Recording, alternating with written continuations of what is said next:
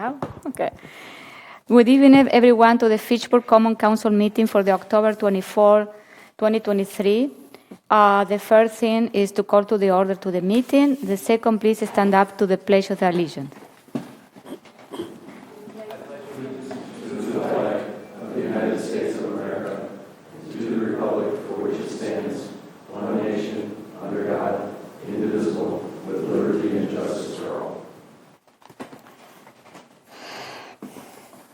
So next, roll call. Thank you, Mayor. Alder Allen. Present. Mayor Radafrada. Here. Alder Gerhardt. Here.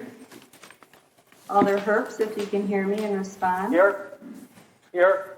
Alder Jetzer. Here. Alder Maldonado. Here. Alder Strassman. Here. Alder Udell. Here. Alder Wheeler. Here. You have a quorum, Mayor. Thank you. So next in our agenda is public appearances for non-agenda items or new appointments, and we have a new appointment tonight.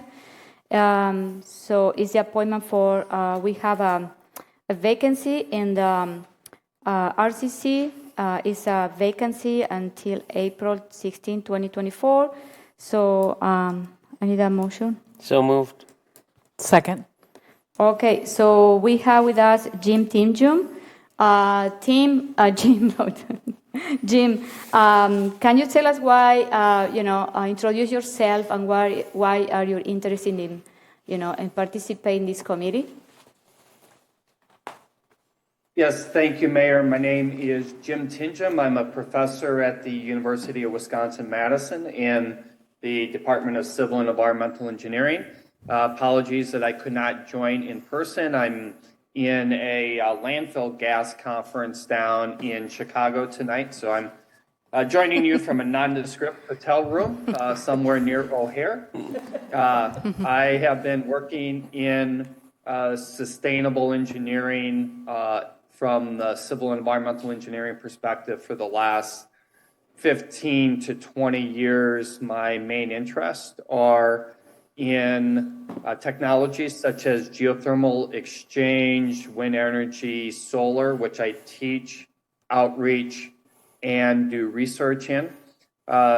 Specific to Fitchburg is that I am very interested in larger scale, district scale geothermal exchange systems, including doing significant work with the Department of Energy and the Department of Army, and I would just love to bring some of my thinking and vision and attitude to what sustainable resources we may be able to employ in our city of Fitchburg. So I did not have anything prepared, so hopefully that's a good background, but I'd be happy to take any questions. Thank you, Jim. So I want to mention that I know Jim for more than 10 years. He lives in Fitchburg, of course, and he worked closely with my husband. And so this, I know what the type of research and his, commitment to sustainability. So that one, he always asks me if I want to join a committee, it want to be RCC. So we have a vacancy, so here you are. So any other comment? Joe and Gabriela. Hi, Jim. Just little extra context for the council about like the intersection of his profession and service. 5 years ago, we fundraised for victims of Hurricane Maria.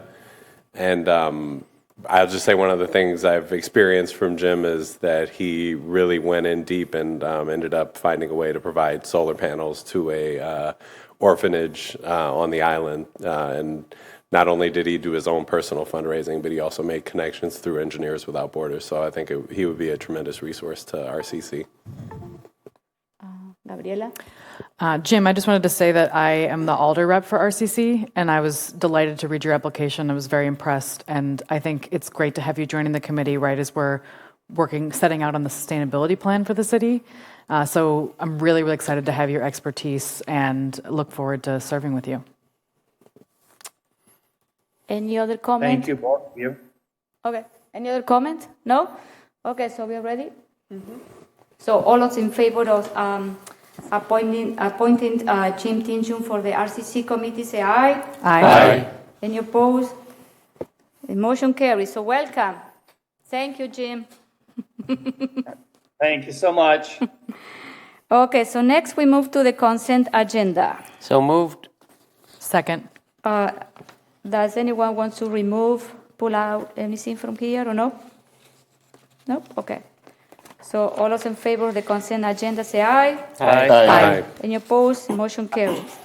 Mayor, Yes. I'd like to make a motion and move item 10A, city communications presentation, to before the administrator's report, so we could get our city staff member Okay. out of here. Yeah. So do we need to move the motion? Okay. So you move a motion? Second. Second. All those in favor of moving the city communication presentation before the administrator's report, say aye. Aye. Any opposed? The motion carries. So next we have Jeremy Crosby. I think it's Lisa's Sanford. So they are working very hard with this communication committee. So welcome, guys. Good evening, everybody. Jeremy Crosby here, Fact TV manager, and appreciate you moving that up. I've got a commitment to get to with the kiddos, so thank you so much. And Lisa is on Zoom, and she can jump in at any time. Scott's got control of my presentation because my computer skills apparently were not at par with that, so bear with us as we go through that. I'm here to talk about the current communications that we have available to residents, businesses, and outside interest groups for the city of Fitchburg. So that's what I'm focusing on. I will comment on what we're doing with the internal communications group in this presentation, but focusing on what we're doing currently as communications. Everybody in front of you should have a piece of paper that shows the current communications. I'm going to reference that during the presentation tonight, so please have that in front of you and ready as we go through this. So either way, thanks again for having me. Appreciate it. I was asked by the mayor to share some information. I appreciate her bringing this to your attention, and we want to make sure that you know what we're doing currently here in the city of Fitchburg. These are the areas that I'm going to comment on tonight. So we'll talk about the methods of communication, which you have in front of you now, our communications work group, what you can do to help us out in communications, and then answer any questions that you have here. So,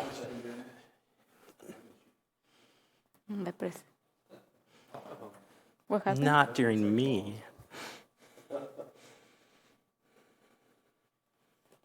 Why we wait? This technology is awesome, and it's getting better and better every single day. So thank you for, yeah. Sing it away, Joe. All right, that next slide, the disclaimer slide.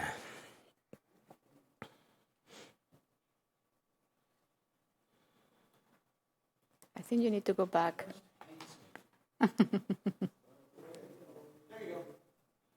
Oh, perfect. All right, so let me make a couple of things clear of what we're doing and what I want you to know. First off, we are aware that not everyone in the city is receiving everything that goes out. It's just a true statement. We know that. We are working on that every single day. A variety of communication tools are used to communicate to as many stakeholders as possible inside and outside the city. I think it's important you know that as we look at the tools that we're using that you have in front of you. And also we're doing what we can with what we got, right? We have certain tools that are free to use. We're using tools that we think people are using, and there's other tools that we hope to use in the future to reach everybody. But as you're looking at the list in front of you, think of those as tools. Those are the tools we use to communicate. There's not one way or one right way to communicate. We're trying to hit as many people as possible in many different formats. So we'll go to the next slide on our methods of communication. So as you look at this document, this is a document that was created by Lisa. She did a great job here kind of outlining kind of the areas that we look at for communications. And I reference these as tools. Each one of these we use as a tool in our toolbox to get information out.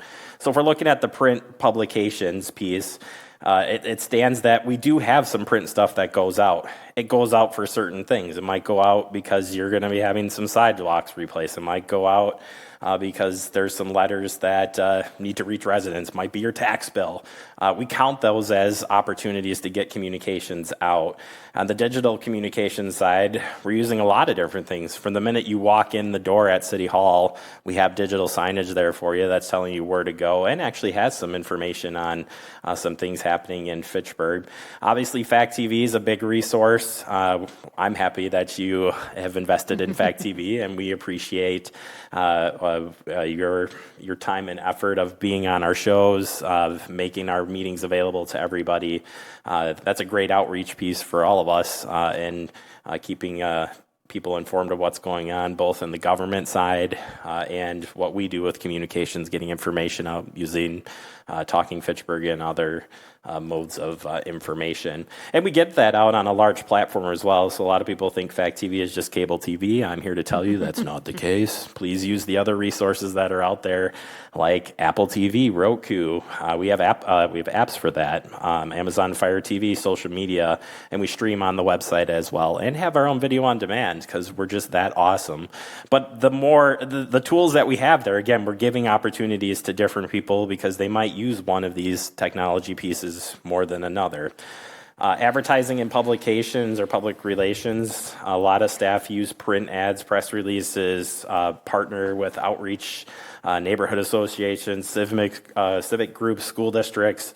There's a lot of things that happen that may not be seen by everybody. It might be going out to certain areas based on whatever that case is. I know what the print media or even some paid advertising, we pay for some advertising with economic development. Chad, you can back me up on that a little bit there. But there are definitely different ways that we're getting out there things that you might not actually think about on the everyday side of things, but it is getting out there. So I think it's important that we reach a lot of different ways, and sometimes that's not always seen out in front because it's going to designated groups in and outside of our community.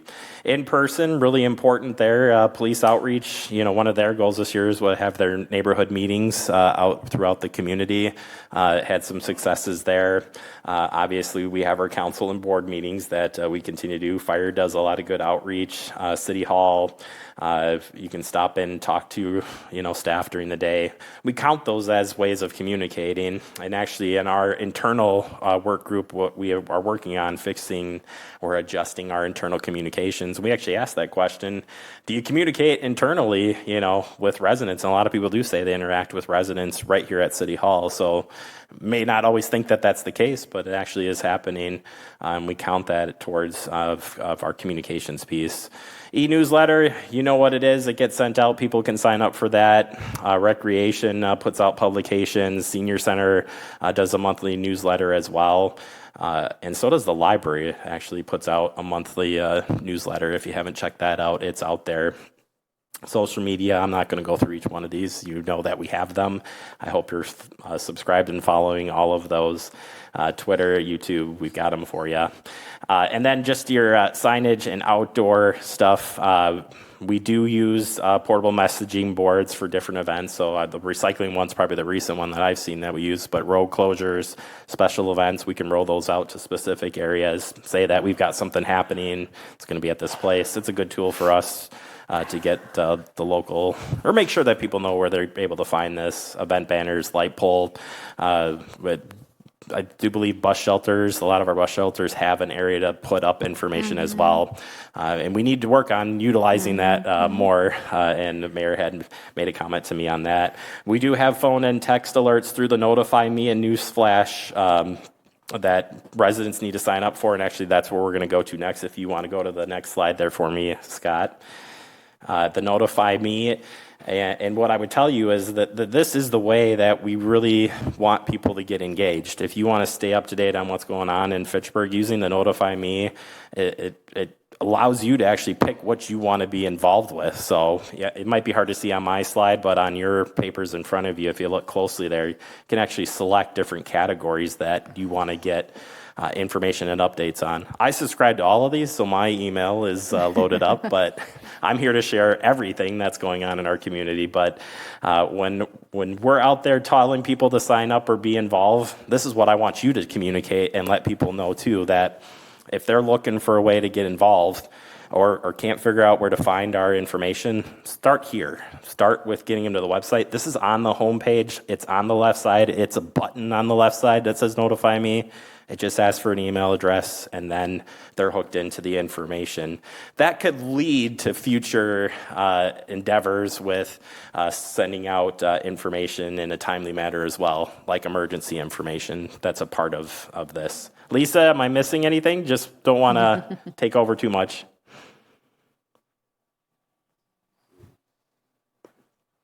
Speechless. Cool. So far, so good, Jeremy. There it is. Excuse me. Next slide. Our communications work group, as mentioned, what's happening behind the scenes right now. After we did the work with the town of Madison attachment and the communications on that piece, we found some really big successes there, and that was a multifaceted project.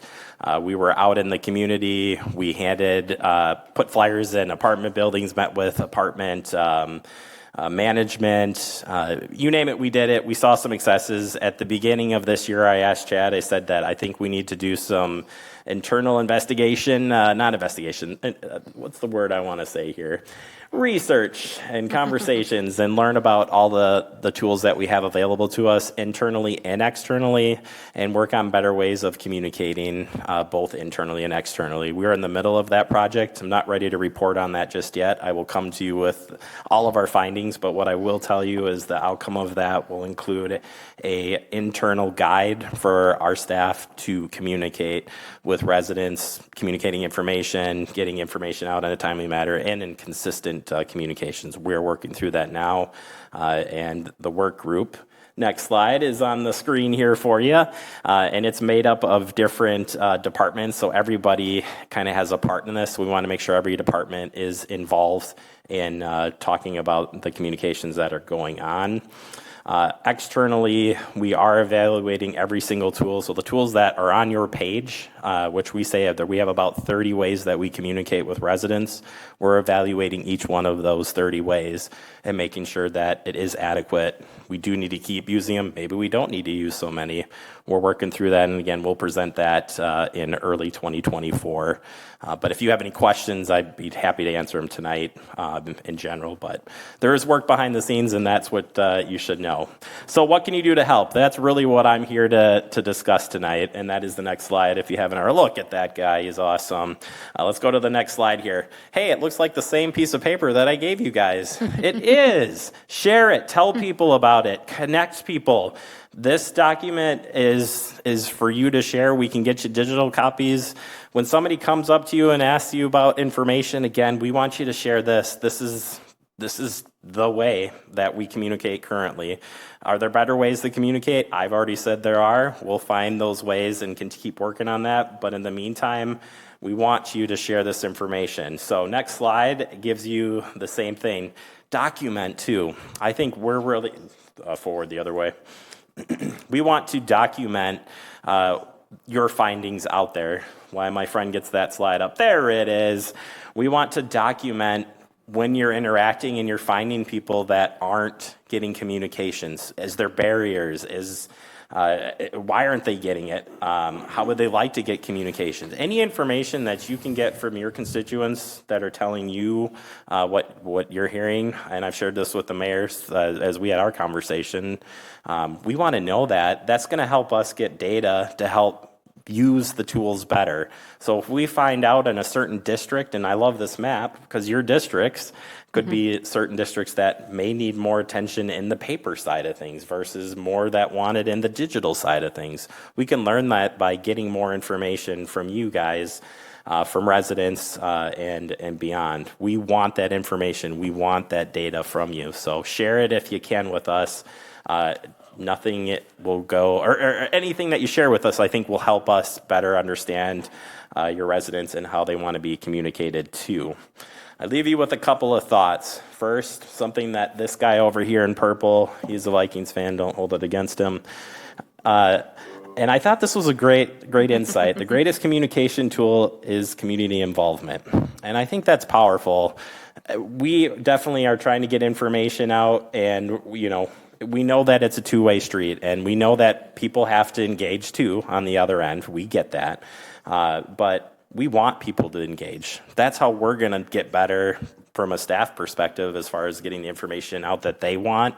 But you guys are kind of the eyes and ears on the ground for us, that we don't get to see every resident or be at every neighborhood meeting. So share that information with us so we can help engage people. Scott reminded me too of neighborhood associations. We don't necessarily as staff have a lot of time to get out and go to those meetings, but you are there. Share this information with them and get the feedback. We need the feedback to make our tools work really well. And it leads to my final slide before we go to questions and my favorite comments. And this is what keeps me driving, is these comments. And these are the things that we want to solve every single day, right? We want to break these barriers down. I don't want to hear, I didn't know about this. In fact, I want people to know what's happening in the city of Fitchburg, what the tools we have. I'm not trying to sell you a perfect picture here. I'm just trying to sell the idea that we have the tools, we're using what we can, and with the help from you and from residents, I think we're going to do better together, not corny, just needs to happen to do better messaging. So with that, I'll turn it over to questions. Any comments from Lisa? Sorry, again, I'm a mic hog on this stuff. No, I'm just letting you talk, Jeremy.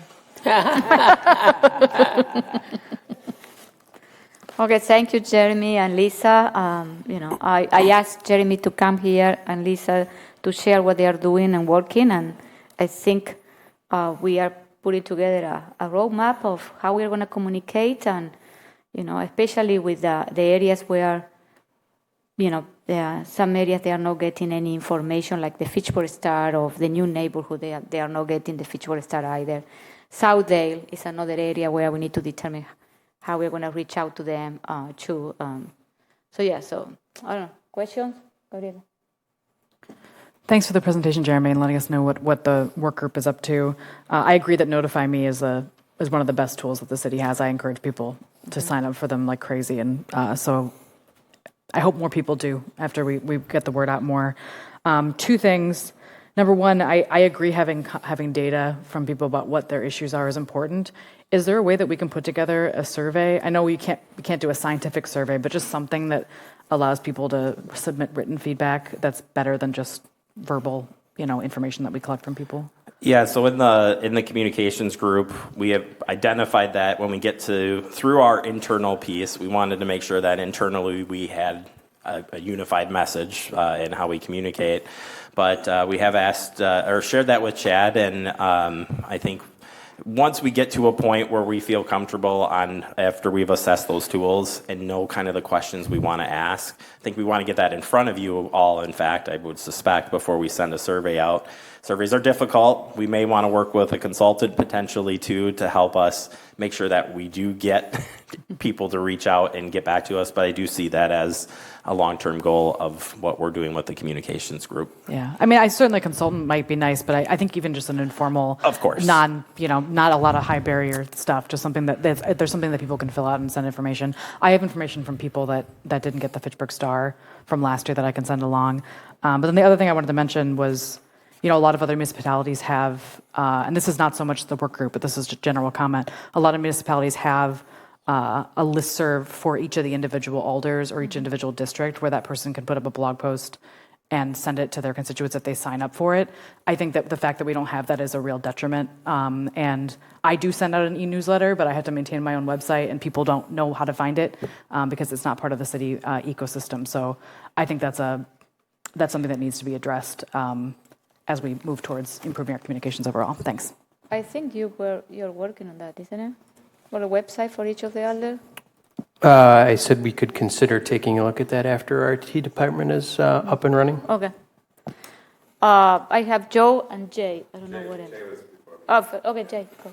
Yeah, in the discussions we've had about the referendum next year, I'm including something. I'm including the communication specialist that came out of the staffing study. How would you envision that individual being able to solve some of these problems that we're identifying? Well, I definitely support that communications is important. I know with the referendum there are things that city staff can do and can't do, so I'd throw that out there that there's a reason we're using a consultant and not our department in that side of things. But ultimately, yes, should there be a point person that can overlook communications, make sure that staff have what they need to get information out, be consistent, look at the website, look at strategies and put a plan forward. Those would be the things that person would do to move this forward. And connecting some of those dots moving forward. I made a recommendation in the budget. I know that night I was getting my internet connection was kind of terrible, but I pitched that I think Fact TV in a next generation could probably serve as a communications department. We already serve most of the communications as it is today. I am semi-acting in the role, but not asking or being told that I am in that role, but I'm acting only in behalf of trying to make our communications better in doing so. So do I think a point person is the right move? Yes, I do agree that should happen and that they could help move forward and actually put plans together and ensure that those plans are moving forward and we're reaching the right people. Hopefully that answers your question in a roundabout way. Okay, Joe, who else? Yeah, thanks for this presentation. I really appreciate it. You mentioned kind of neighborhood associations. Would staff be available if there were ever an opportunity, like when the meetings or events happen, just to show up for the first 10 minutes or, and just say here's how you can get texts about what's going on in the city. Here's all of our tools. I would happily go to as many neighborhood meetings and share this exact presentation or something similar about how you can stay involved with the city. I think that's reasonable. Okay, thank you. Lisa. I was just going to reiterate what Jeremy just said, and Jeremy and I have had the conversation that attending some of the neighborhood meetings would be a great way to connect with residents, help them sign up for Notify Me news flashes, and just gather general information to come back to City Hall to find answers for them. Thank you. Any other comment? Question? No? Okay, so thank you very much, guys. Thank you for your time, guys. Okay, so next we move to the administrator report. Thank you, Jeremy and Lisa. A few events to start off the administrator's report. The police department will be participating in the prescription drug take-back day on Saturday, October 28th from 8 a.m. to 12 p.m. They will be stationed outside the community center entrance. The business luncheon is scheduled for October 31st from 11 a.m. to 1:15 p.m. at Promega's Kornberg Center at 5430 East Shore Parkway. I believe all of you have previously received an invitation to that event. Halloween is next week, and the suggested trick-or-treat hours for the city of Fitchburg are 4 p.m. to 7 p.m.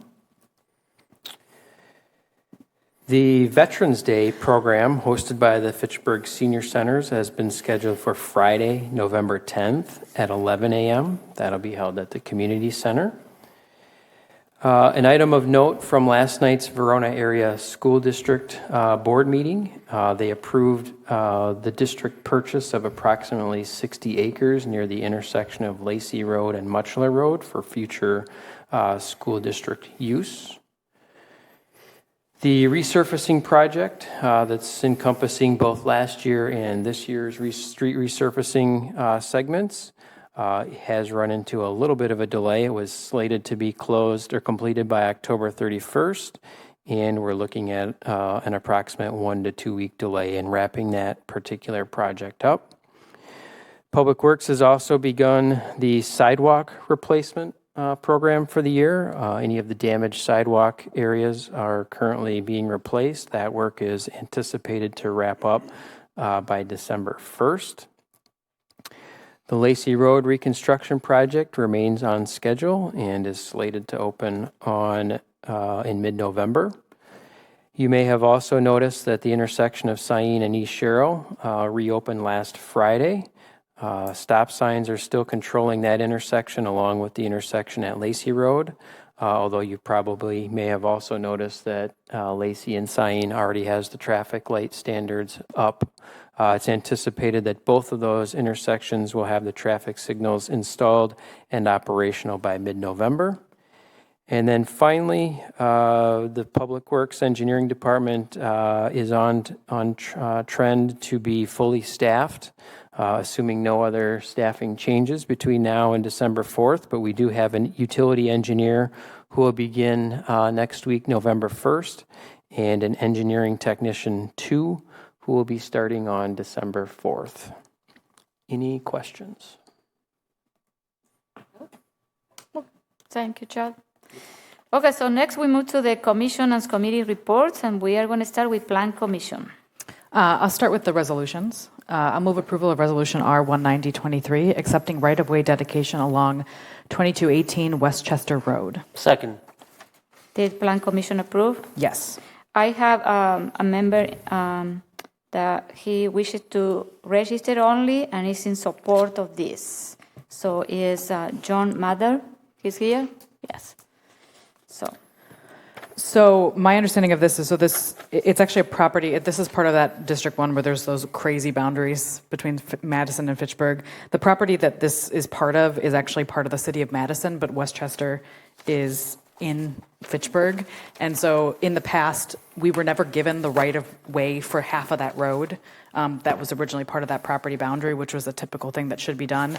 It was never done for some reason. So we need to formally dedicate that roadway. So this is just kind of backing up and fixing that administrative thing that was never done. It's a little bit more of a formality, but needs to happen. Any questions, comment? Joe? Sorry, I always use these as opportunities to talk about how weird our borders are.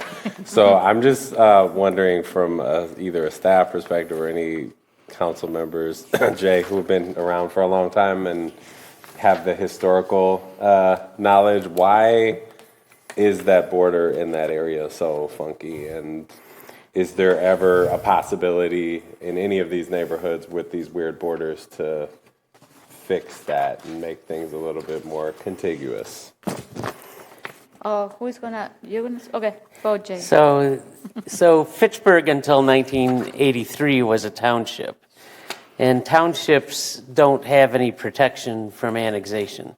So if a surrounding municipality, like a city or a village, wants to annex a part of it, and they have the property owner who supports it, then the property can be annexed. The township doesn't really have the ability to object to it. So what happened is you had, keep in mind that most of that land prior to having subdivisions on it was farmland. And so the farmers who lived in those northern sections, you know, maybe they had 40 acres, maybe they had 28 acres, they want to develop it, so they would go to the city of Madison and say, because they didn't want to operate under the county rules, which is what the townships would have to do, they'd petition for annexation into Madison, and Madison would say, sure, we'd love to have the addition to our tax base. So by the time all this was boiling toward the end of the 70s and into the early 80s, that's when the leadership of the township decided that it was time for that to change. So that's why Fitchburg was incorporated into being a city. But Fitchburg could only incorporate the portions that were in the township. We couldn't take property back from Madison at the time because that was already in the city of Madison.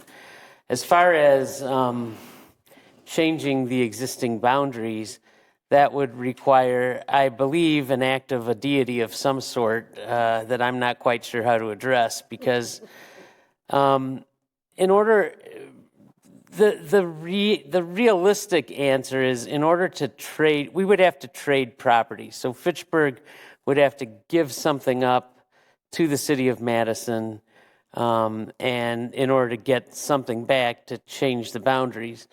But that process is fraught with a lot of difficulty, because the existing property owners who own property that we might want to trade would have the right to object to the change in jurisdiction.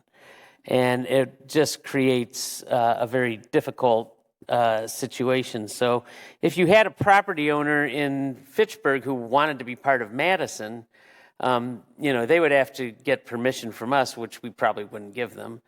Or they could find another property in the city of Madison that would be contiguous to Fitchburg, that they would be amenable to coming to Fitchburg, and then maybe Fitchburg's government and Madison's government sits down, works out a deal, and something happens. But short of that, I don't see any way that those things are going to change.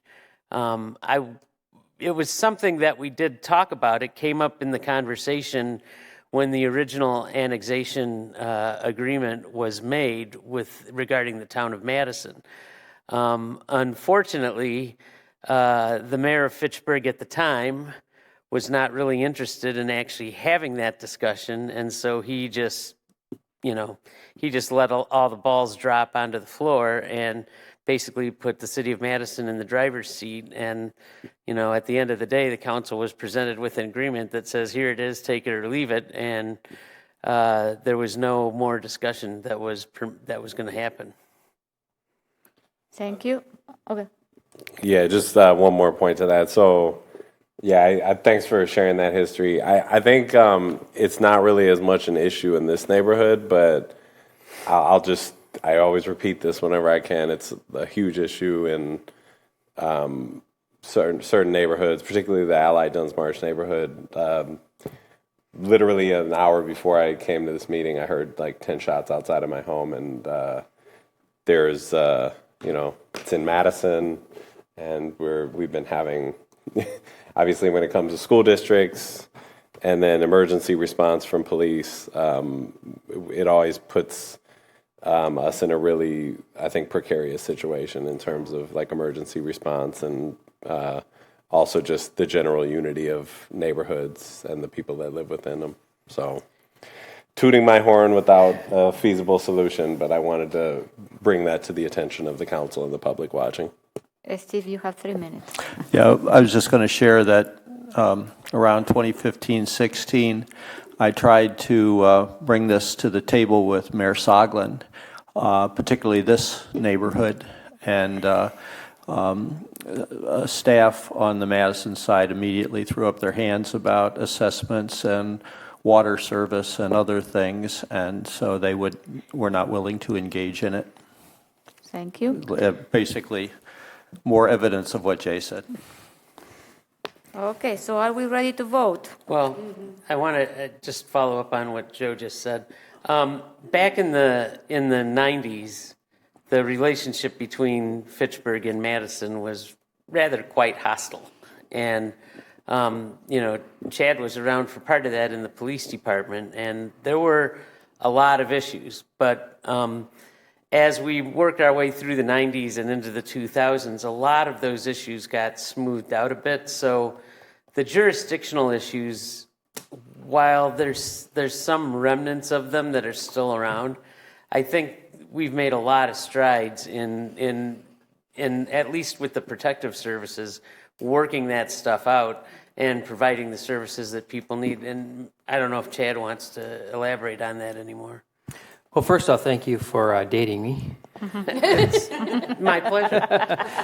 Insinuating I've been around a while, so thank you for that. But yeah, no, Jay has shared actually a really good kind of history of where things are at and kind of the challenge that have been presented.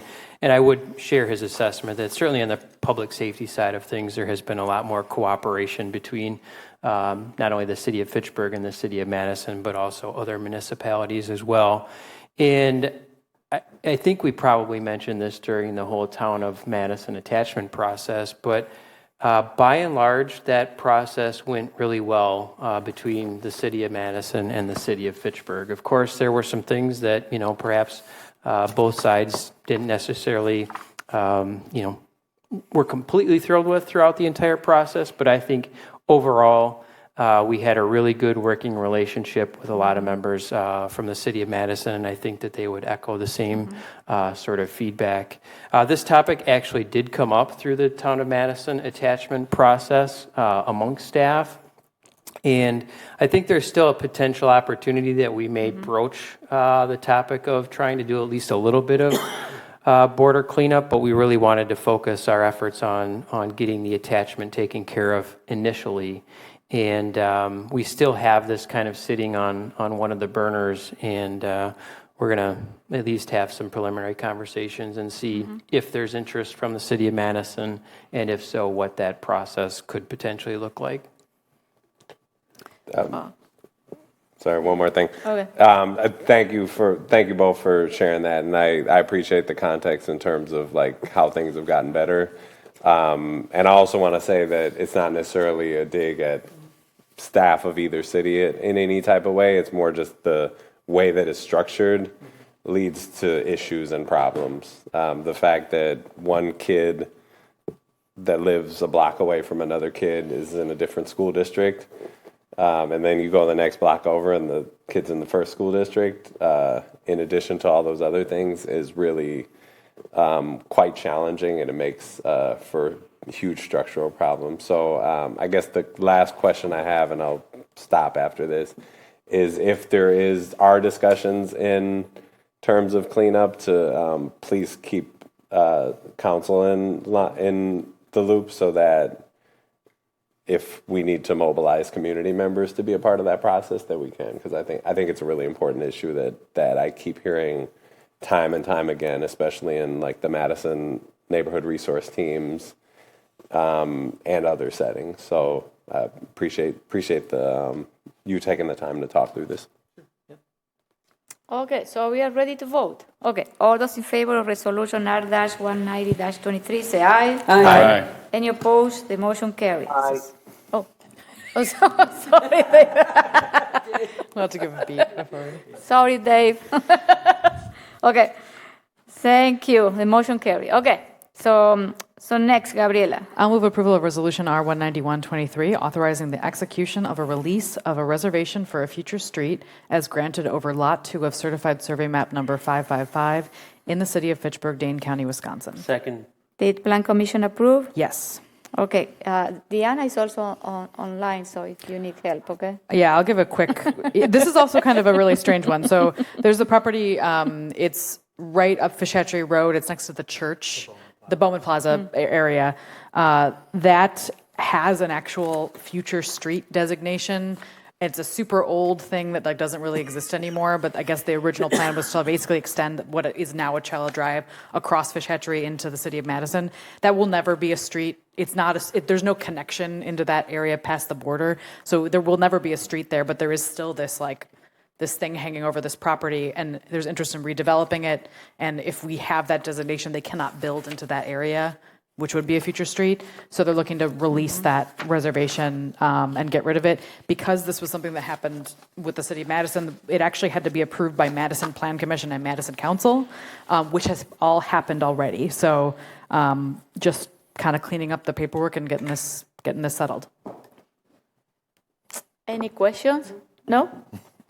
Okay, so all those in favor of resolution R-191-23 say aye. Aye. Any opposed? The motion carries. Too late. Oh, David. Sorry. Okay, so next one. I'll move approval of resolution R201-23, approving certified survey map request CS 2518-23 by John McCauley, agent for Rye Properties LLC, to approve a certified survey map to create an access easement for the purposes of serving the two existing parcels on properties associated with 1916 and 1922 County Highway MM. Second. And this was postponed from September. Did the Plan Commission approve? Yes. Okay, so what is this? This is actually related to the next one as well. It was postponed so these two resolutions, yeah. the resolution of the ordinance could come together. Essentially, we need to shift the property lines slightly to allow for easements to both properties. The name of the resolution is actually pretty accurate to what it is, but it's a fairly small change, but it's necessary to create an easement for both of the properties. Diana, do you want to add anything else? No, that'll be just fine. It's just kind of another one of our cleanup things. Okay. Any questions, comments? All those in favor of resolution R-201-23 say aye. Aye. Okay. Any opposed? The motion carries. Thank you. I'm going to move Did you approval say of ordinance aye or nay? 2023-023, say zoning aye ordinance or nay. amendment approving request RZ 252623 by John McCauley, agent for Rye Properties LLC, to rezone property from RD, rural development, to BH, highway business, in order to amend property boundaries between the existing residence and business associated with 1916 County Highway MM. Second. Did Plan Commission approve? Yes. What is this? And this is just the ordinance that goes along with it. It changes the zoning to allow for those changes. Okay, any questions? No? All those in favor of ordinance 2023-0-23 say aye. Aye. Any opposed? The motion carries. Next one. I move approval of Resolution R20223, approving certified survey map request CS 252323 by Christopher Badke, agent for Ryan Ludke and Schaefer Partnership, to create a certified survey map that will create no new parcels, but amend property boundaries between the existing farm and single-family residence associated with 4889 Irish Lane. Second. Did Plan Commission approve? Yes. Did Ag and Rural Affairs Committee approve? Yes, Ag and Rural Affairs Committee approved. Thank you. What is this? So this is actually another fairly simple thing, and there was a little bit of misunderstanding. There's no new parcels, there's no new homes going in. All it is that there was basically a property that was purchased, and there were existing encroachments from another property. So they wanted to fix this by both approving the certified survey map, and then also changing the zoning to fix this. So when we look at the next one, it changes from rural development to low density.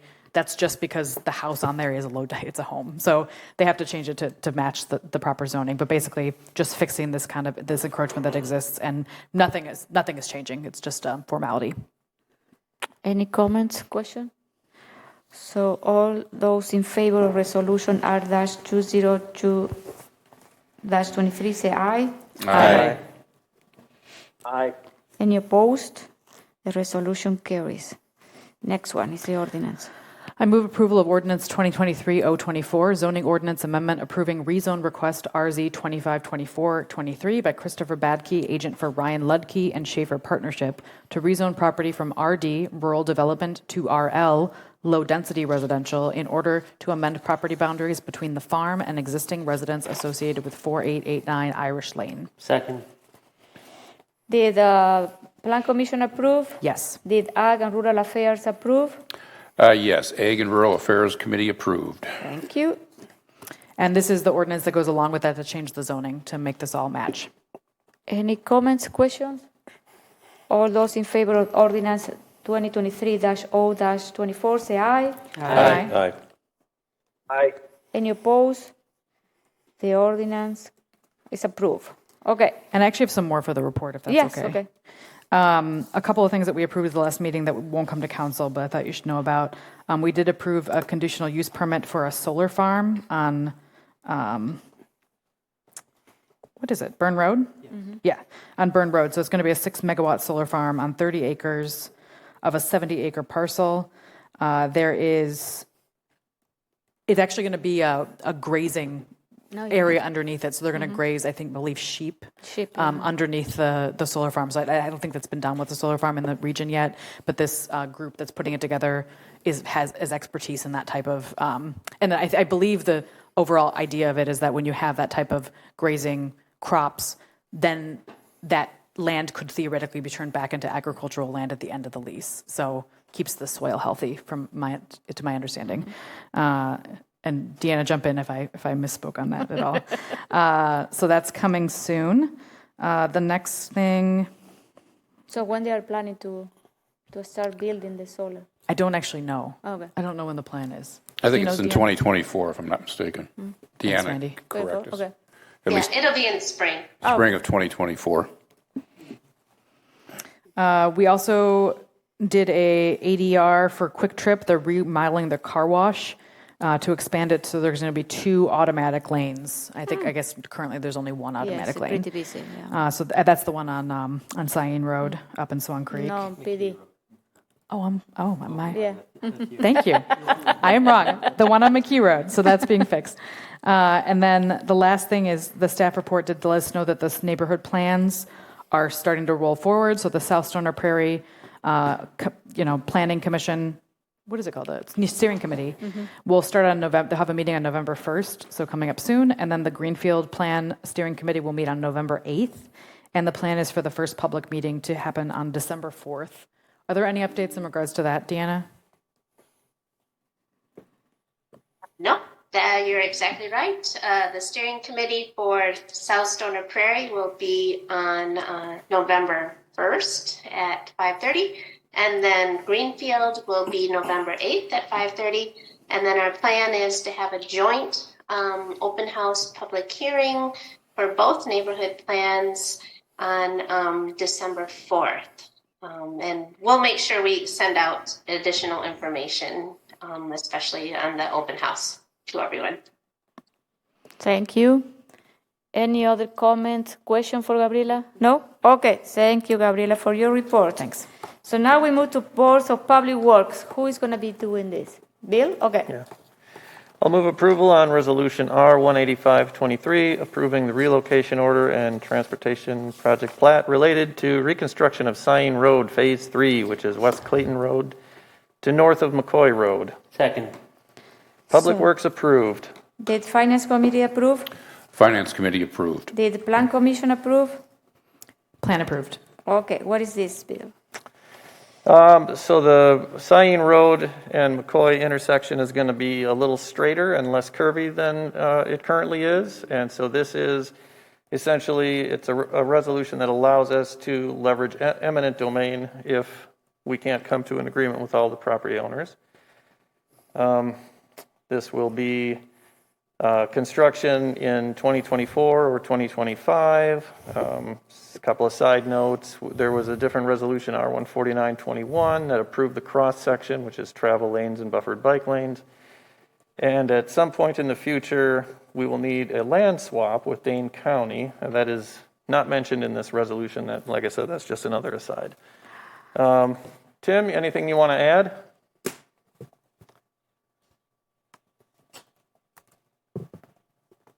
Nothing else to add. Okay. Any comments, question? Wake up. No? I got nothing. Okay. I thought you were sleeping. So, all those in favor of resolution R-185-23 say aye. Aye. Aye. Any opposed? The motion carries. Next one. I move approval of Resolution R-19623, approving First Amendment to the Lacey Road Construction Oversight Services Contract. Second. Board of Public Works approved. Did Finance Committee approve? The Finance Committee approved. Okay. Okay, thank you. What is this? R.A. Smith is the consulting firm that has been overseeing this project thus far, and we had contracted a specific amount with them in the neighborhood of $120-some thousand, assuming that the city would take partial ownership of the oversight. However, we were not fully staffed and only got our transportation engineer in July, and he's currently on other projects. So the idea is, hey, R.A. Smith has been doing this so far. Let's let them ride it out for the remainder of the project. So we want to make that happen. So that'll require another $101,000-ish. Any comments, question? Are we still under budget with this project? We are. Okay. Any questions, comment? No? All those in favor of resolution R-196-23, say aye. Aye. Any opposed? The motion carries. So next one. All right, and I will move to table ordinance, or postpone ordinance 2023-0-21, amending chapter 68, article 3, division 4, speed limits, until our next council meeting. Second. Okay, so before I have two people registered to speak about this. On tabling? Or on postponing? No, so I want to. Yeah, I think you could just mention, obviously, that we can notify them that this has been postponed to the next meeting. So one is Patrick Cheney. He wishes to register only, but he's in opposition of this matter. And then is Steve Arnold. He wishes to speak. He's in opposition. I don't know, opposition of what of the an answer the question is needed. But then we can wait for next meeting. Do you want to? Okay. Well, we're postponing it, so I don't know. So we are postponing, Steve. So. Since it's on the agenda for tonight, can I speak to the council briefly tonight so I don't have to return? Yeah. Okay. 3 minutes. So I just want to, it won't take that long. I'll save my extra time for the next item. I just wanted to say that I support this.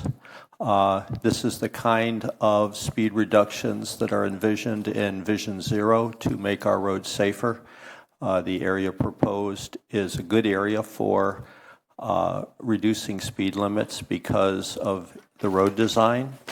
And so I hope that when you duly consider this, that you do pass it. Okay. Thank you, Steve. So all those in favor of postponing the ordinance, say aye. Aye. Any opposed? So the motion carries. So we are postponing. To when? Did you say, Jay? Our next meeting, the 14th, I The think. 14th? Okay. Okay. So next we move to Park Commission. Who is going to report this? David? Dave? No. Who is in Park? Okay, can you start with? I'm sorry, Julia, I'm not in a position to speak on it here where I'm at. I'm sorry. Okay, no, don't worry. So, Bill, can you move this? If I'm not in favor, do I move? Yes, move it. Yeah. we need to go through the process. All right. I'll move approval of Resolution R-177-23, amending the 2023 Capital Funds Projects funds budget, bike lanes / parks. This is postponed from October 10th. Second. Did Park Commission approve? Yes. Did the Board of Park Public... Commission approve. Okay, thank you. Did Board of Public Works approve? No. Board of Public Works did not. Okay. Did Finance Committee approve? No. Did the Bicycle Committee approve? No. Did TTC approve?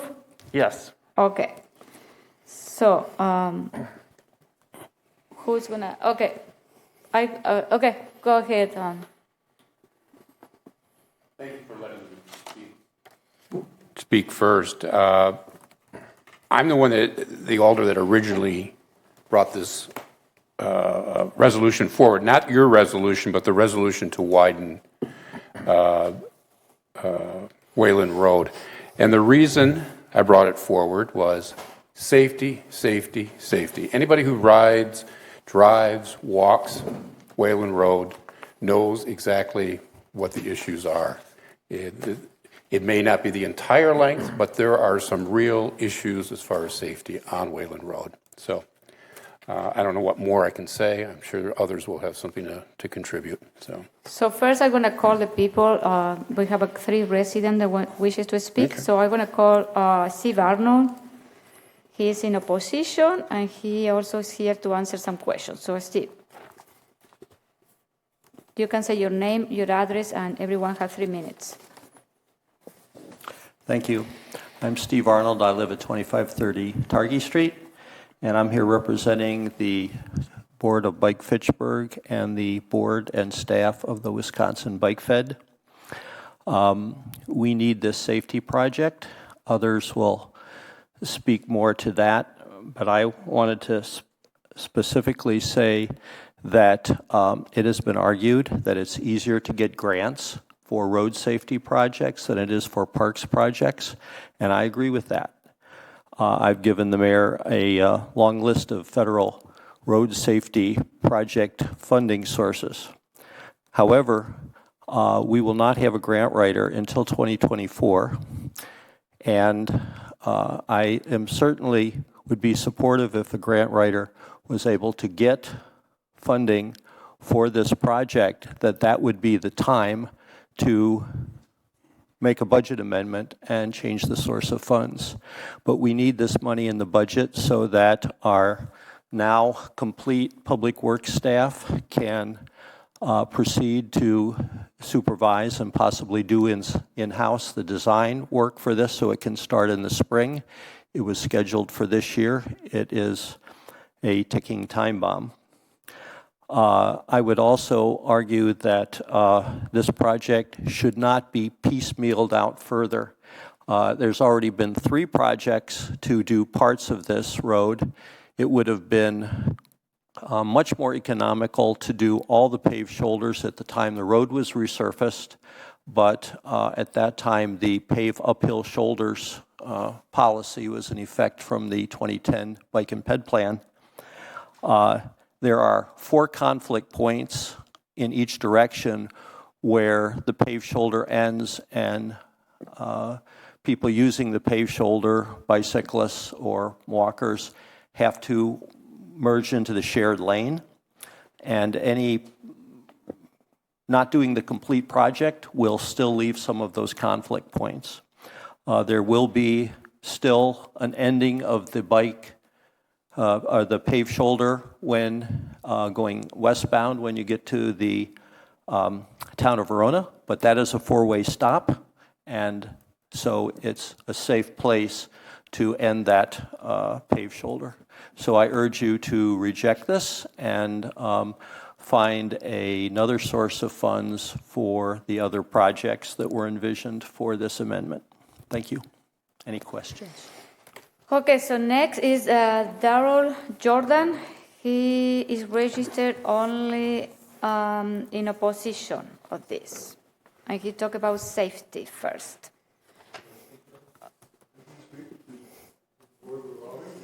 Yeah, but you didn't check the you wish to speak, so.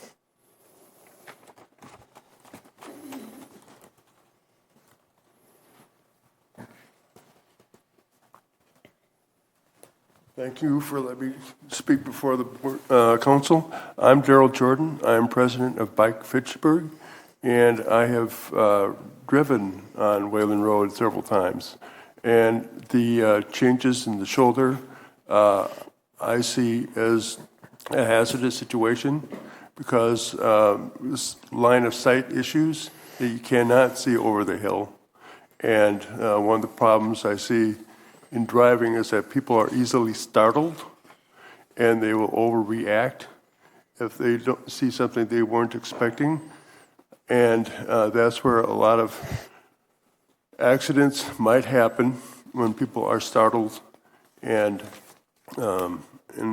this is the hazardous part, is not seeing ahead on the road or over the crest of the hill, either for the cyclist or for the driver. So I suggest that since Wayland Road is frequently used to get between Fitchburg and Verona, that the shoulders be contiguous, and so I oppose the resolution.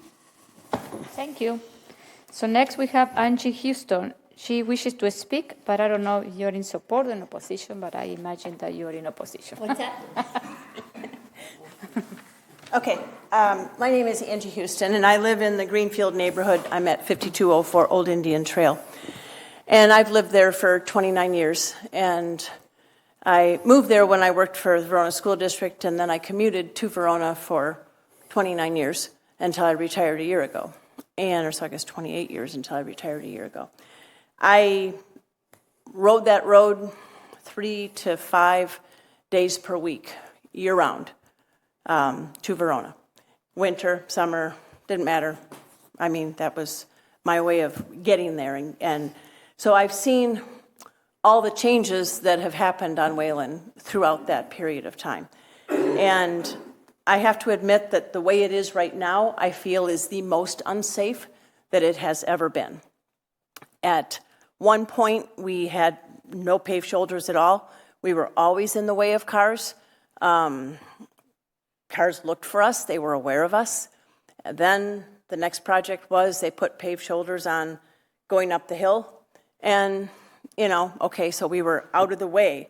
But we, as a biker, the situation is the most dangerous for us if we are going in and out of traffic.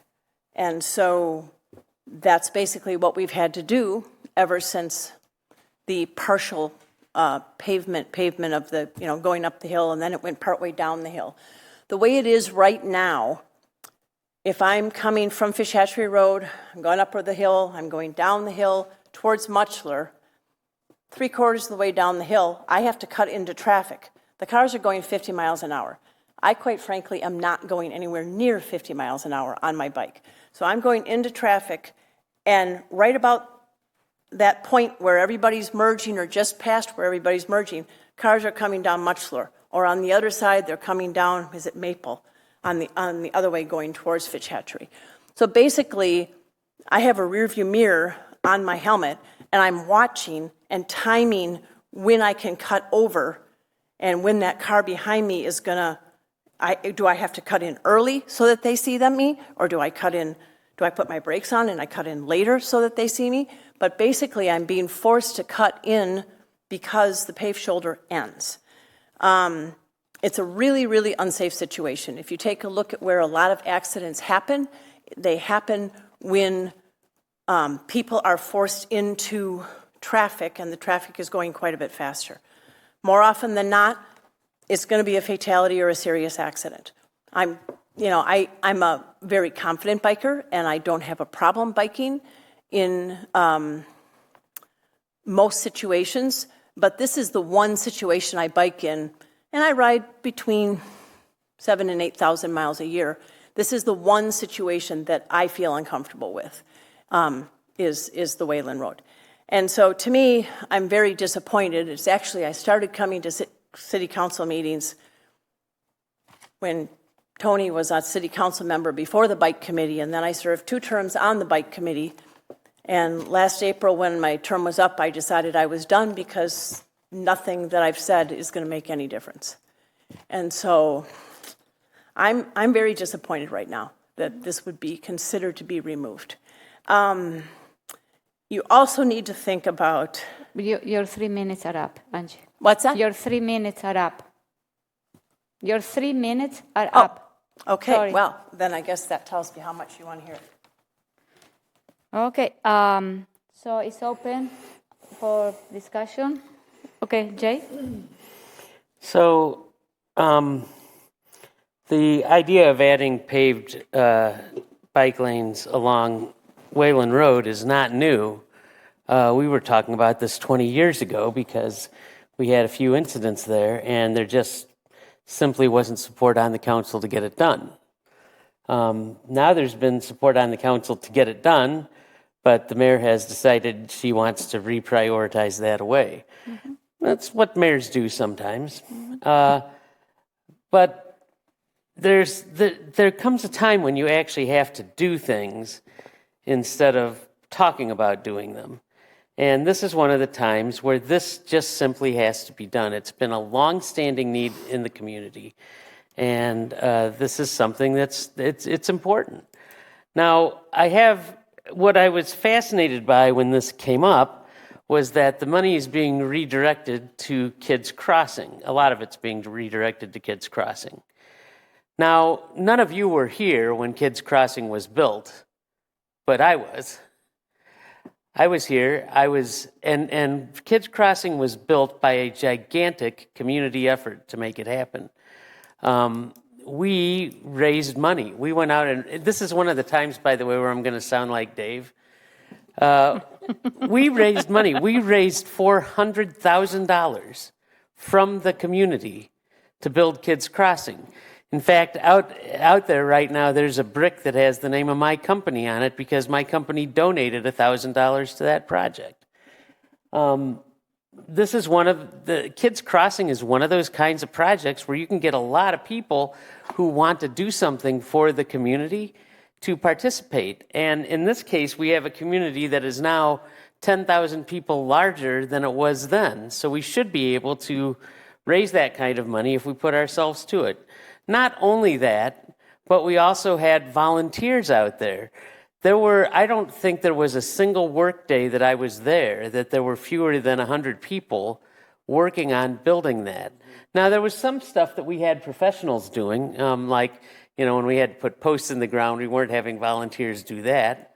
But for the most part, the way that playground got built, it was built through that Dream Park organization. I don't remember enough about it, but they came in and they helped do some of the community organizing to make it happen. And I would propose that if things in Kids Crossing have gotten that bad, that we should contact that organization again and have them come and help us fix it and do the community work to build to raise the money to help build the support for getting it done and to make it happen. Now, on a side note, we used to have this event in Fitchburg called Fitchburg Days that the mayor was adamantly opposed to when it got killed by the council. But Fitchburg Days was actually raising money. Fitchburg Days had donated a lot of money to different things in the city. And we actually took an inventory back in 2017 of the stuff that was broken and needed to be fixed. And we were actually planning on using the proceeds from the 2018 festival to buy most of the equipment that we would need to fix some of that stuff. But unfortunately, the 2018 festival was killed. And so we don't have that event anymore. We don't have that revenue stream anymore. So I am going to vote against this resolution because I think it's just the wrong direction to go. I don't think it could be any wronger, in fact. So I would encourage the rest of you to vote against it also. Gabriela? So I thought a lot about this resolution. I think ultimately I'm going to vote against it, but I do understand where it's coming from. But first I want to say I appreciate, Angie, your comments. I'm not a biker, and I would never bike on Wayland Road, so I have a really hard time understanding, the rationale behind it. So it was really helpful to hear your perspective from somebody that uses that road a lot. And I certainly support the lanes on the side. But I also do sympathize with the fact that we are in a situation in the city, with state levy limits, that we don't always have the option to choose to fund all the things that we want to fund just because we have limited budget. So obviously there's that pick and choose. And it is a shame that there's a potential for grant money for this project, but because of a lack of staffing, there wasn't the opportunity to go after those grants in the time frame we needed to right now in order to have the funding to actually help pay for these bike lanes. That's just the reality that we live in. I guess I do have a question for Chad. Is there any way that we can use some vacancy savings to potentially hire a grant writer and see if we can even apply for something before we undergo construction for these? Well, first off, we had identified our Petite closure investment money as a potential option to fund a grant writing consultant. Obviously, as we all know, there's significantly more interest in a number of projects, and we had funding available, so ultimately council will need to decide if that's where that portion of the money would go. I can also, in light of how this potentially turns out this evening, consult with Tim Volker, our Public Works Director, to see if there would be any potential where staff might be able to take a look at what might be currently available from a grant funding perspective and see if, what it might take to get a grant application in if there is a project that this would be eligible for. So I think we'll at least explore that before looking to hire potentially a grant consultant. So we might be able to use the winter time to see what the funding opportunities are yet. Yeah, I think it'd be worthwhile to just take a look at it and see if we can get that funding. But yeah, I think it's clear. I've heard a lot from the bike community, and I think that has really made up my decision. But I understand where this was coming from. And also, just to clarify too, the Kids Crossing playground for this would only be 50% funded. Mhm. It'd be 50% ARPA TID and 50% donations with this. So just wanted to clarify that. I also do want to note I do think the Tower Hill shelter really needs to be redone. So I put in a budget amendment to bring that back in anticipation of the potential for this to fail tonight. So hopefully we can get that one done next year. Thanks.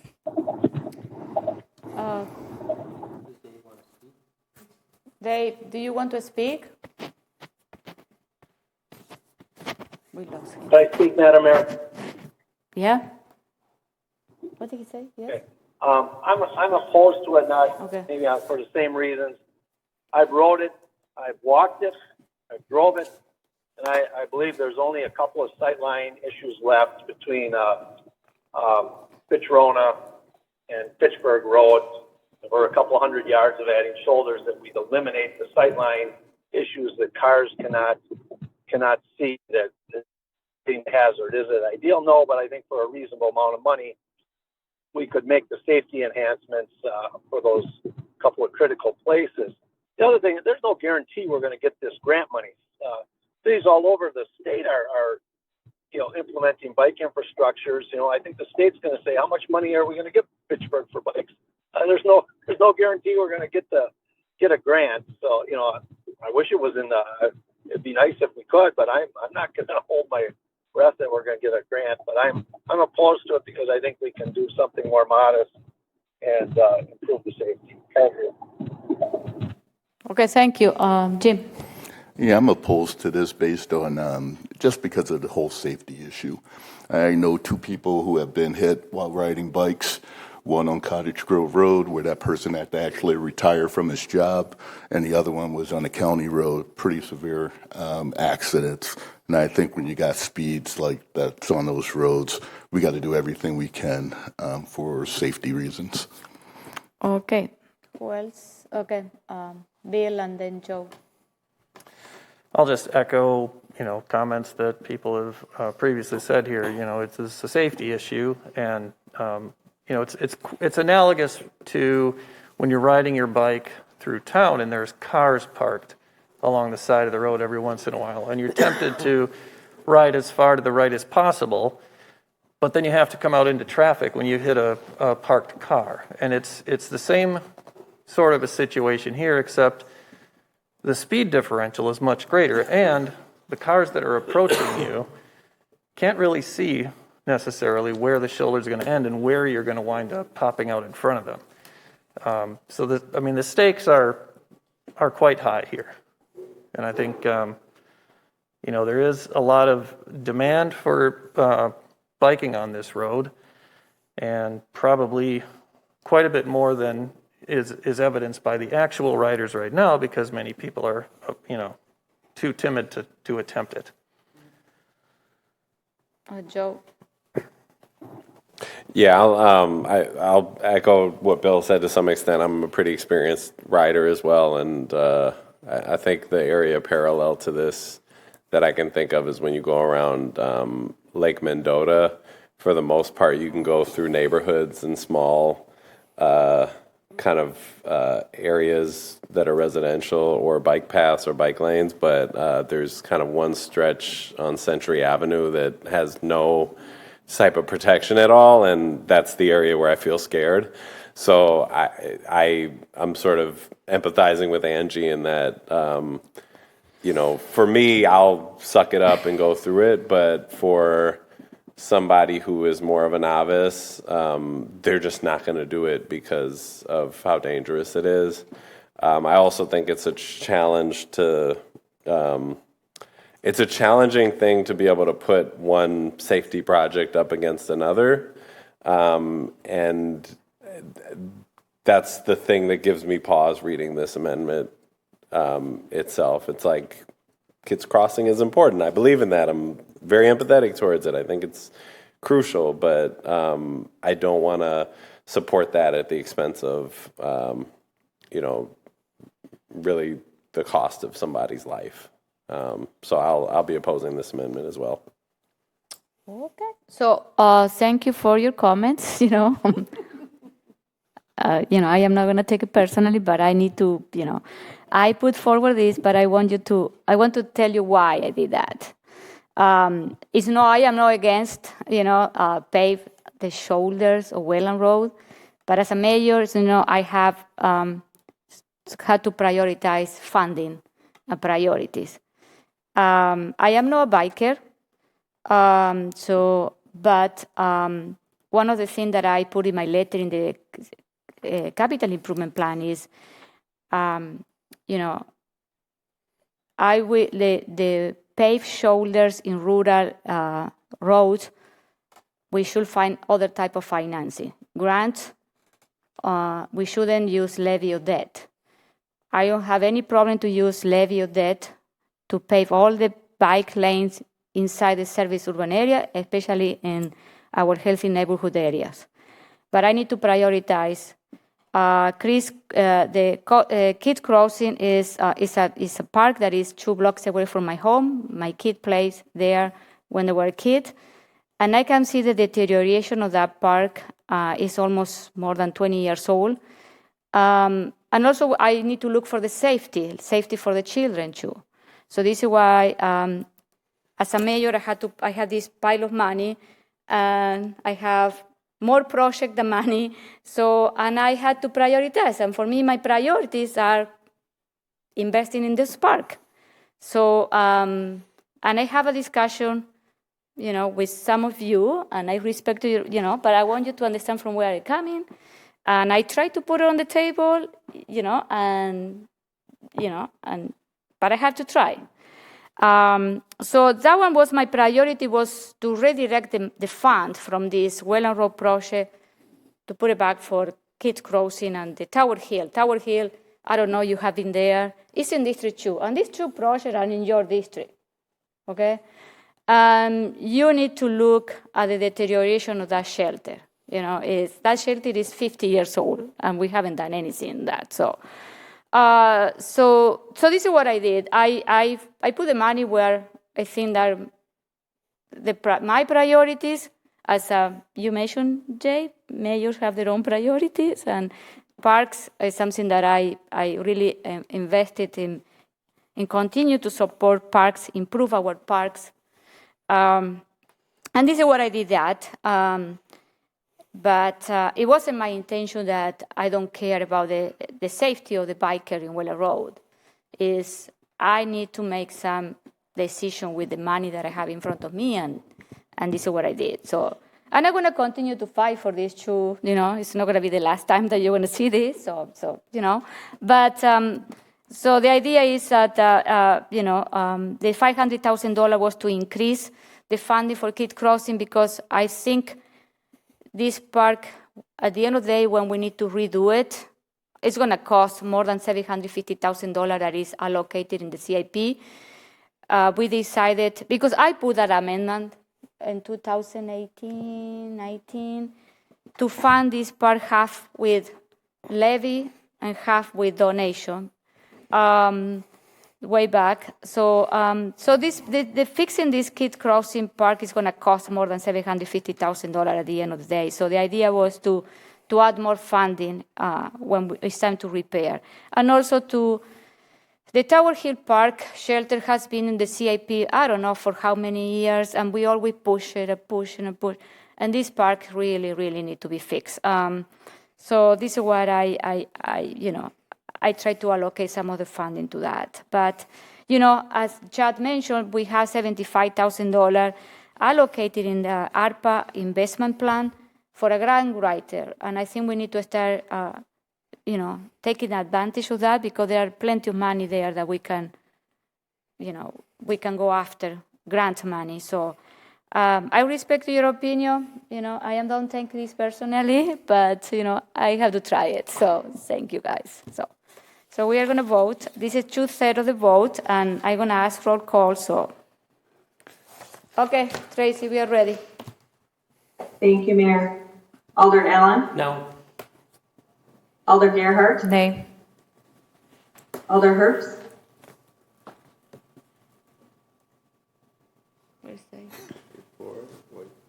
Can you hear me, Dave? No. We'll move on. Alder Jetzer? No. Alder Maldonado? Nay. Alder Strassman? No. Alder Udell? Nay. Alder Wheeler? No. Okay. Alder Herbst, can you hear me? I don't think he's on. Motion failed. Okay, thank you, Tracy. Okay, thank you. The motion failed. Okay, so next we move to the rest of the committees. We're going to start with the library board. Nothing to report. Nothing? Okay. Commission of Aging Well, No report. Resource Conservation Commission. No report. Wow. TTC, We met recently, and Madison Metro gave us a presentation on bus rapid transit. There's a series of upcoming meetings.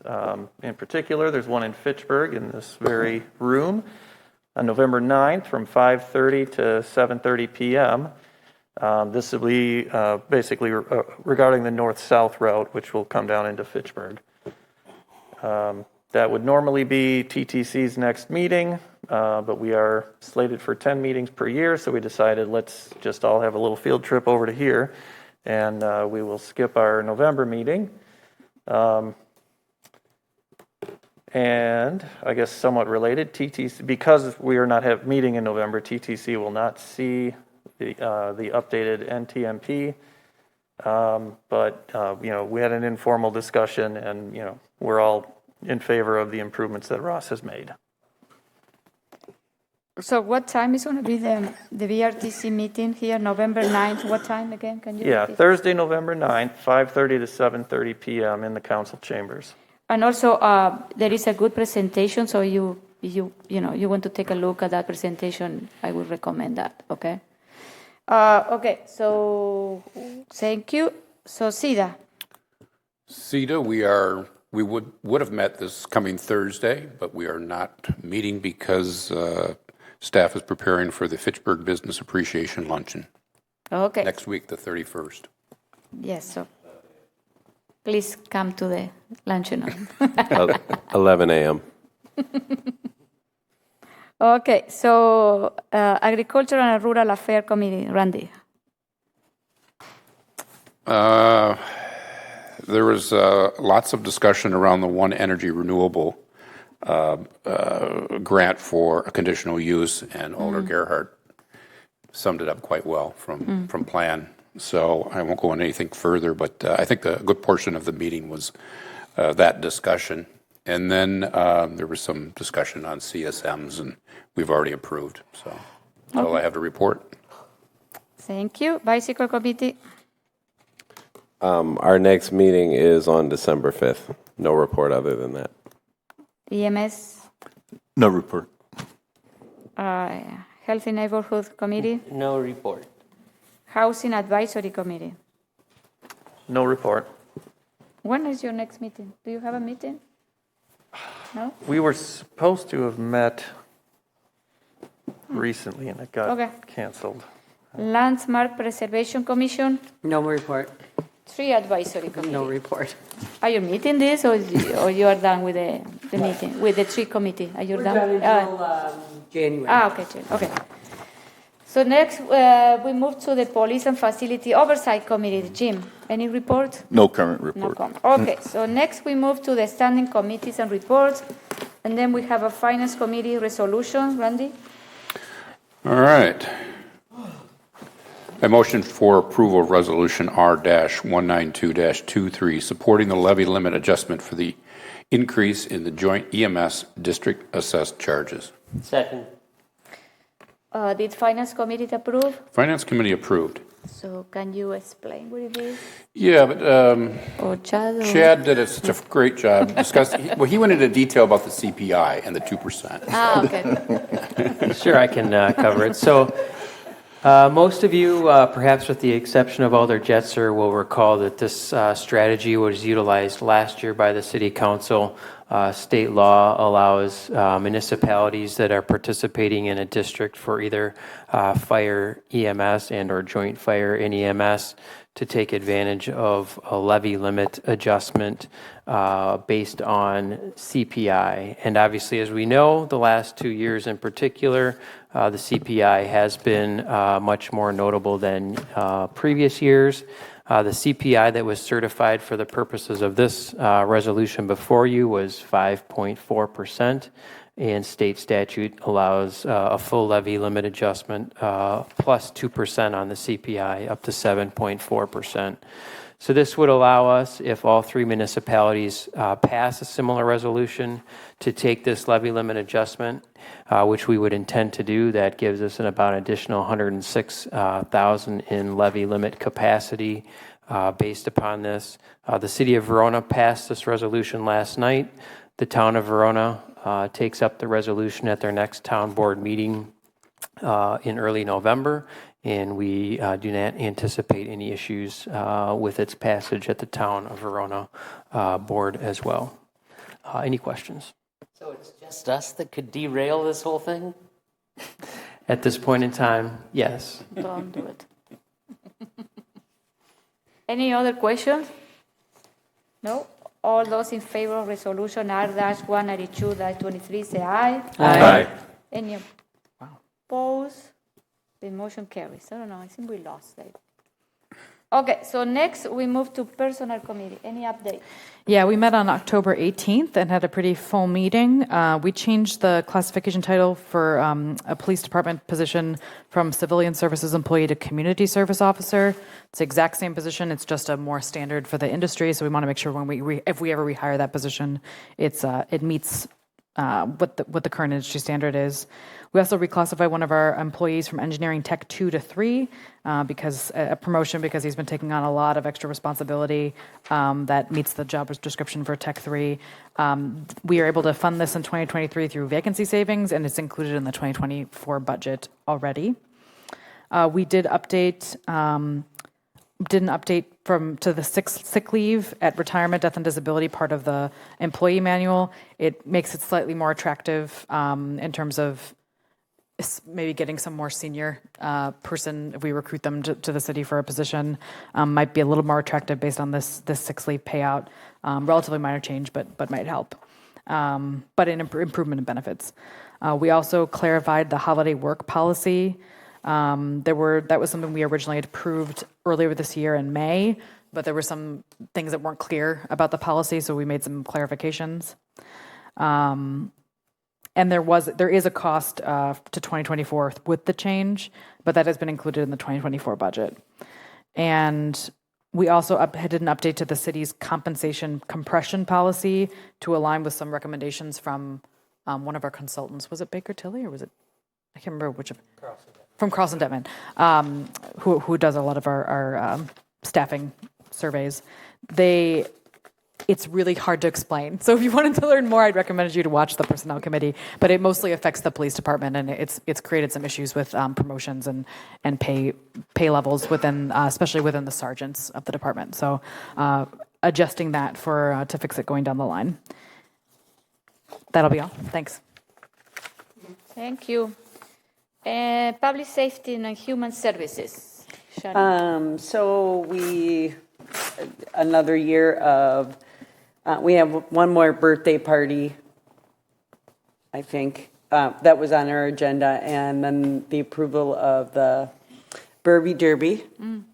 And then, sad to say, this year will be the last year. It's going to be named the Burby Derby.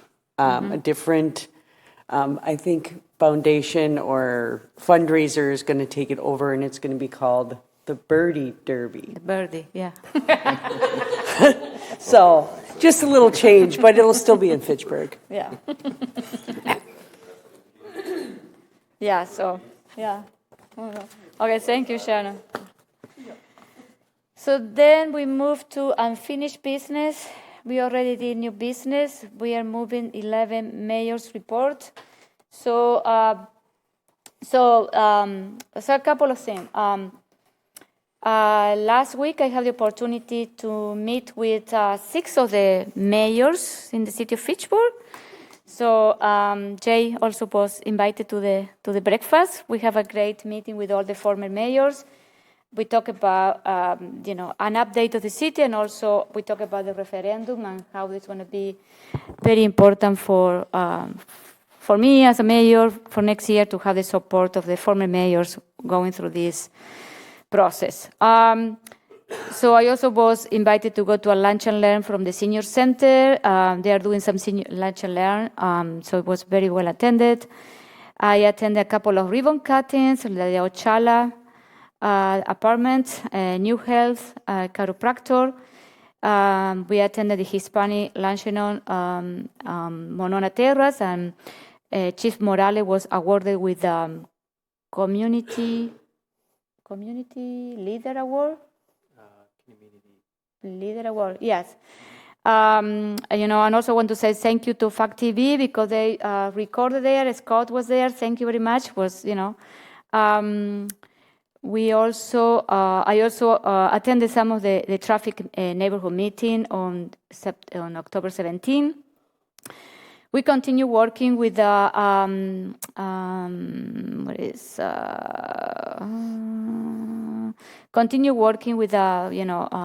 hub and teen center.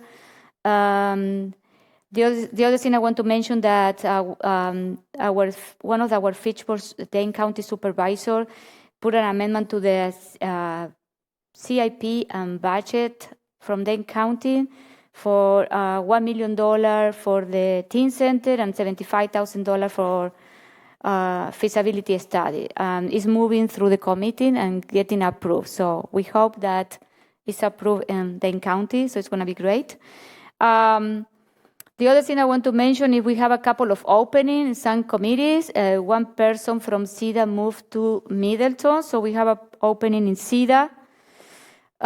If you know people, they should apply. And also we have 2 vacancies in the Board of Review. A person who was the chair, who was there for, more than 20 years in the commission, had decided to retire. It was a very, very busy session for the Board of Review this year. They met several times for many hours. So we have 2 vacancies, and also we have a vacancy in the Landmark Preservation Committee. So we have 4 vacancies. So people, please ask them to apply. So tomorrow we have the Committee of the Whole. We are going to discuss the budget amendments. So remember, it started at 6 p.m. because I had it in my calendar at 7. So it was good to know that it's 6 o'clock tomorrow, okay? So it's 6. And then I appreciate if you guys come next week for the business luncheon. The last one that we did was 2019. So this is great. We have a great speaker. The other thing that I am doing is, I am continue with what Mayor Richardson did in the past with the Mayor's Award. So I'm going to continue with that recognition, but I am doing some adaptation, some my Julia,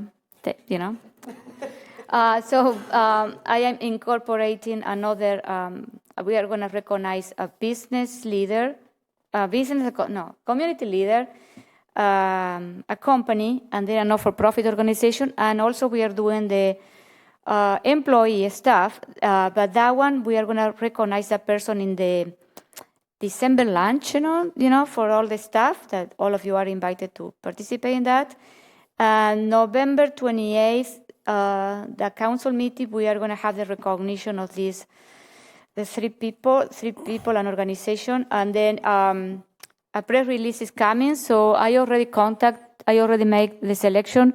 I already contact the people, and you will read a press release from Lisa, who are the people that I am recognizing. So, and next week I am meeting with the mayor of Madison. I already met with kind of all the mayors and president of the village.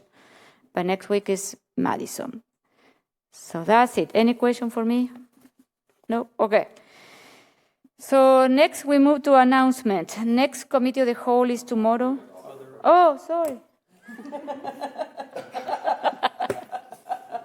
I would have been fine with it. So you're willing to speak up. So this is good, okay? So we're going to start with District 1. Sorry, guys. Scott, I just emailed you. Can you pull what I emailed you up on the screen? No. Okay, so... Okay, I'll give my announcements while he's doing that, because Scott loves me. There is a community meal on October 27th. That's this Friday at 5:30 at the Boys and Girls Club. It's hosted by the Allied Dunsmarsh Neighborhood Association. There will be chili dogs, and there will be a raffle for youth and adults, or for children and adults. There is also a pumpkin carving party at Marlborough Park on October 28th from 12 to 3 p.m. And then there is a Healing Circles meeting tomorrow night at 6:30 p.m. At the Boys and Girls Club as well. So I've pulled this up before, but there's this really cool QR code that,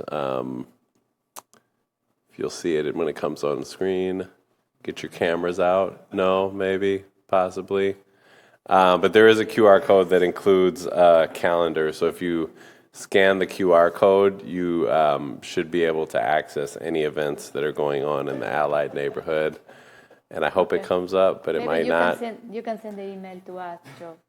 Yeah, another time maybe. I'll do it in future meetings. But the other kind of sad thing to say is that there was about an hour before council started, I counted about a dozen shots fired. I believe it came from the city of Madison, but it is in the Allied Dunsmarsh neighborhood. So, just putting the importance forward of, the need to recognize the continued gun violence that is occurring, and that if you hear something, the Fitchburg Police Department non-emergency number is 608-270-4300. So if you hear something that you think may be concerning, such as that, that is, the number to call to report it, and the QR code is up. So please, if you're watching this, It doesn't scan. Oh, it's The full picture is not up.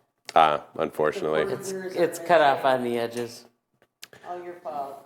It's not my fault. Scott's great. Don't blame Scott. Oh, wait. Okay.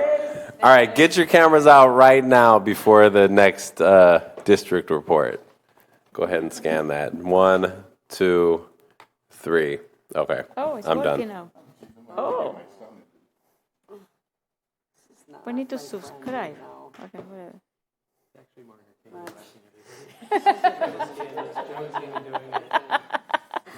Okay, who is next? District 2. Oh, Dave. Is he still Dave? Is he still? I don't think he's on anymore. Dave. No. He's been. Yeah. There's 2 Daves right now. Both of them are muted.